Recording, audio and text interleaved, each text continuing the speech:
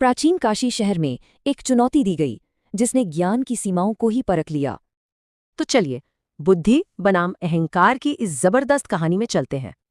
कहानी शुरू होती है काशी से, जहां पहुंचे एक प्रतिभाशाली मगर नेत्रहीन विद्वान सुदर्शन। उन्होंने ऐलान किया, या मेरे 20 सवालों का जवाब दो या मुझे अपना गुरु मान लो।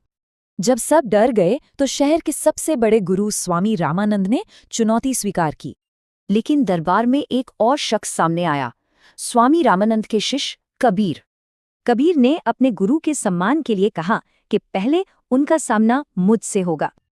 और बस दिमागी जंग शुरू हो गई। सुदर्शन ने आत्मविश्वास से अपनी पहेलियां पूछनी शुरू की। सुदर्शन के सवाल तो चालाक थे, पर कबीर ने हर सवाल का जवाब बड़े ही शांत भाव से दिया। अब सुदर्शन ने चुनौती को और मुश्किल बनाया, एक ज्यादा गहरे जवाब की उम्मीद में। कबीर का जवाब था एक विचार। ये जवाब सुनकर वो अहंकारी विद्वान भी दंग रह गया। सुदर्शन ने हार नहीं मानी। अब उनकी पहेलियां और भी ज्यादा दार्शनिक हो गई।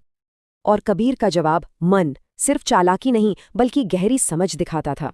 सुदर्शन चौंक गए। हर जवाब के साथ सुदर्शन का घमंड टूट रहा था और उसकी जगह ले रहा था आदर। अब सुदर्शन ने एक ऐसा सवाल पूछा जो असल में आध्यात्मिक समझ का सबसे बड़ा इम्तिहान था। और जवाब था कर्म। बस यही वो पल था जब पूरे दरबार में सन्नाटा छा गया। सुदर्शन का सारा आत्मविश्वास चला गया। उन्होंने सिर झुकाकर कबीर के ज्ञान को मान लिया।